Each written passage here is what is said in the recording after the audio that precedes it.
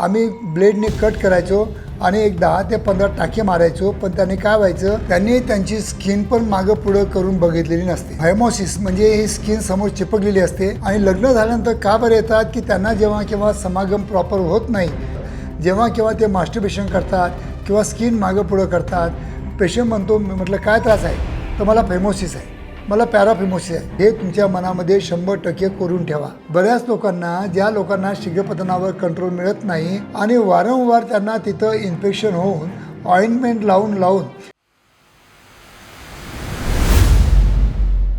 मित्रांनो, sex education हे का बरं गरजेचं आहे, तुम्हाला मी त्याचं एक सिंपल एक्झाम्पल सांगतो की माझ्याकडे येणारे बरेच पेशंट असे असतात की इव्हन म्हणजे लग्नाच्या अगोदर त्यांनी त्यांची स्किन पण मागं पुढं करून बघितलेली नसते आणि काय असतं की केव्हा केव्हा फायमोसिस म्हणजे ही स्किन समोर चिपकलेली असते किंवा पॅराफिमोसिस म्हणजे सुप्त अवस्थेमध्ये मागं जाते, पण जर ताठत्या अवस्थेमध्ये मागं घ्यायचा प्रयत्न केला तर जात नाही किंवा मागं अटकून बसते. याला म्हणतो आम्ही पॅराफिमोसिस. आता फेमोसिस आणि पॅराफिमोसिस हे तुम्ही समजून घ्या. याचे पेशंट माझ्याकडे खूप येतात आणि खरोखर तुम्हाला सांगतो लग्न झाल्यानंतर येतात. आणि लग्न झाल्यानंतर का बरं येतात की त्यांना जेव्हा केव्हा समागम प्रॉपर होत नाही, महिना 2 महिने ट्राय करून पण त्यांच्या बरोबर जमत नाही, तेव्हा ते माझ्या क्लिनिकला येतात आणि इथं ते चुकतात. कारण की जर तुम्हाला प्रॉपर माझे व्हिडिओ बघितले असते किंवा तुम्हाला प्रॉपर एज्युकेशन जर मिळालं असतं तर ही जी परिस्थिती तुमच्या आलेली ती आलीच नसती. अशाच एका विषयावर आज मी तुम्हाला थोडक्यात माहिती द्यायचा प्रयत्न करीत आहे. मित्रांनो, मी आहे doctor Umesh. As a clinical sexologist म्हणून गेल्या 40 वर्षापासून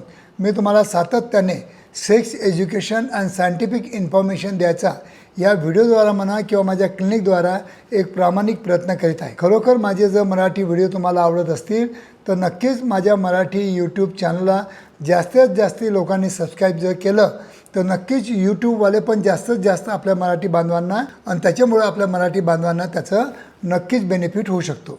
तर मित्रांनो, आजचा जो आपला विषय आहे की फायमोसिस आणि पॅराफेमोसिस.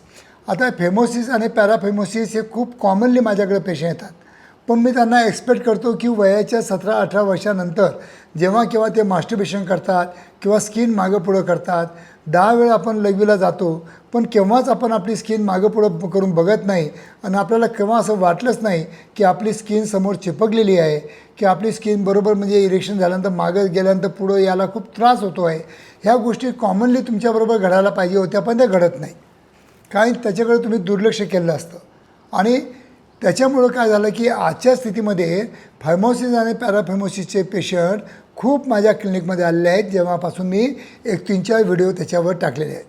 आज त्याच्या अगोदर लोकांना माहितीच नव्हतं, पण आज मला एक खूप आनंद होतो की बरोबर बसल्याबरोबर चेअरवर माझ्यासमोर चेअरवर बसल्याबरोबर पेशंट म्हणतो, म्हटलं काय त्रास आहे, तर मला फेमोसिस आहे, मला पॅराफेमोसिस आहे, असं म्हणजे मला बोलतात. तर मला वाटतं चला आपला व्हिडिओचा काही ना काही आपल्या समाजामध्ये ह्या लोकांना बेनिफिट झाला. फायमोसिस आणि पॅराफेमोसिस या 2 गोष्टी जर तुम्हाला असतील, म्हणजे तुमची स्किन मागं पुढं होत नसेल, तर त्याच्यासाठी कोणताही औषधोपचार उपलब्ध नाही किंवा कोणतंही आयुर्वेदिक औषध उपलब्ध नाही. हे तुमच्या मनामध्ये 100% करून ठेवा. त्याच्यासाठी तुम्हाला कंपल्सरी सर्जरीज करावी लागते. आता सर्जरीचे 2 प्रकार असतात. एक सर्जरी आम्ही तुम्हाला म्हणजे हातानं जर पहिले आम्ही जो करायचो, आजच्या म्हणजे 6-7 वर्षापूर्वी आम्ही ब्लेडने कट करायचो आणि एक 10 ते 15 टाके मारायचो, पण त्याने काय व्हायचं की पूर्ण आपण जे टाके मारलेले आहेत तिथं गाठी निर्माण व्हायच्या आणि जेव्हा केव्हा तुम्ही समागम करताना ते तुमच्या पार्टनरला टोचायच्या आणि त्याच्यामुळं कुठं ना कुठं तुमची पार्टनर इरिटेट व्हायची. पण आजच्या स्थितीमध्ये जेव्हापासून म्हणजे कोविडच्या नंतर मी मशीन आणली, तर आता हे स्टेपलर डिस्पोजेबल सर्कमसिजन सर्जरी माझ्या क्लिनिकला प्रत्येक क्लिनिकला उपलब्ध करून दिलेली आहे.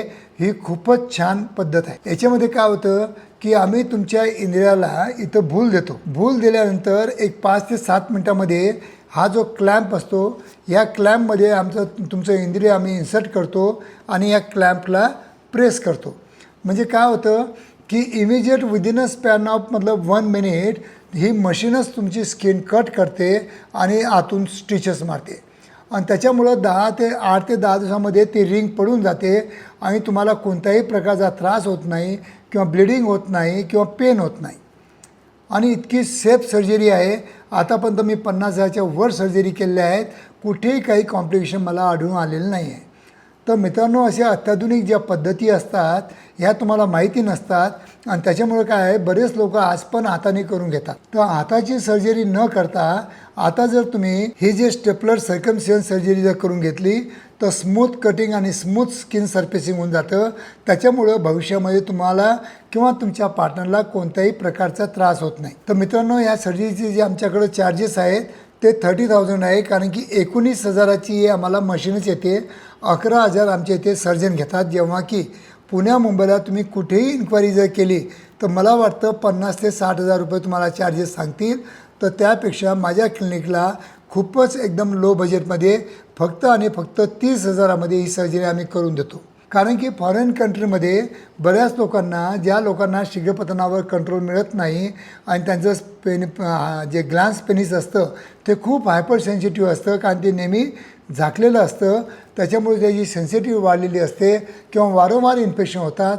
त्या लोकांना ते लोक ही स्टेपलर सर्जरी करून घेतात. दुसरं या सर्जरीचं बेनिफिट आहे की ज्या लोकांना डायबिटीज आहे, 3 ते 4-5 वर्ष डायबिटीजला झालेले आहे आणि वारंवार त्यांना तिथं इन्फेक्शन होऊन ऑइंटमेंट लावून तिथली कातडी एकदम थिन आणि पातळ होऊन जाते आणि त्याच्यामुळे ती नेहमी तिथं भेगा पडतात किंवा तिथं नेहमी रप्चर होतात आणि इन्फेक्शन होतात. तिथं लाल स्पॉट होऊन जातात, रेडिशपणा येऊन जातो आणि त्याच्यामुळे काय होतं की जेव्हा केव्हा आपलं सुप्त अवस्थेमध्ये पण टाईट झालं तर ते स्किन फाटल्यामुळं आपल्याला खूप पेन होतो आणि जेव्हा केव्हा इंटरकोर्स करायचा प्रयत्न करतात तर ते प्रॉपरली पेनमुळे इंटरकोर्स होत नाही, त्यांना प्रॉपर इरेक्शन येत नाही. म्हणून प्रत्येक डायबिटिक पेशंटनी ही सर्कमसिजन सर्जरी, जे स्टेपलर सर्जरी आहे, ही करून घेणं अत्यंत गरजेचं असतं. कारण की डायबिटीजमध्ये काय असतं की प्रत्येक वेळा आपण जेव्हा लघवीला जातो तेव्हा त्यांची लघवी ग्लॅन्स पेनिसला लागते आणि त्याच्यामध्ये साखर असल्यामुळं तिथं बॅक्टेरियल किंवा फंगल इन्फेक्शन होण्याचे चान्सेस खूप जास्त असतात. म्हणून मी प्रत्येक डायबिटिक पेशंटला आवाहन करतो की ही सर्जरी करून घेणं अत्यंत गरजेचं असतं. आणि खरोखर तुम्हाला सांगतो, याच्यानंतर तुमचं लैंगिक आयुष्य चांगलं सुधारण्यासाठी नक्कीच ही सर्जरी तुम्हाला मदत करते. तर मित्रांनो, बऱ्याच गोष्टी तुम्हाला माहिती नसतात. तुम्हाला मार्केटला म्हणजे काय काय नवीन प्रॉडक्ट आलेले तुम्हाला माहिती नसतं आणि म्हणूनच मी तुम्हाला नेहमी रिक्वेस्ट करतो की मी 2,000च्या वर तुम्हाला मी व्हिडिओ तयार करून दिलेले आहेत. खरोखर तुम्ही माझे जर व्हिडिओ बघितले तर असेच तुम्हाला लैंगिक समस्यासाठी नॉलेज तुम्हाला चांगलं मिळत राहील, प्रॉपर सेक्स एज्युकेशन होत राहील. तर जेणेकरून तुम्हाला कोणत्याही समस्या जर उद्भवल्या तर तुम्ही विचार करून नक्कीच चांगलं मार्गदर्शन घेणार आणि चांगलं ट्रीटमेंट पण करून घेणार. तर मित्रांनो, जर तुम्हाला पण तुमची स्किन मागं पुढं होत नसेल तर आजच करून बघा. जर होत नसेल तर इमिजिएट मला कॉन्टॅक्ट करा, दिलेल्या पूर्व माझी अपॉइंटमेंट घ्या.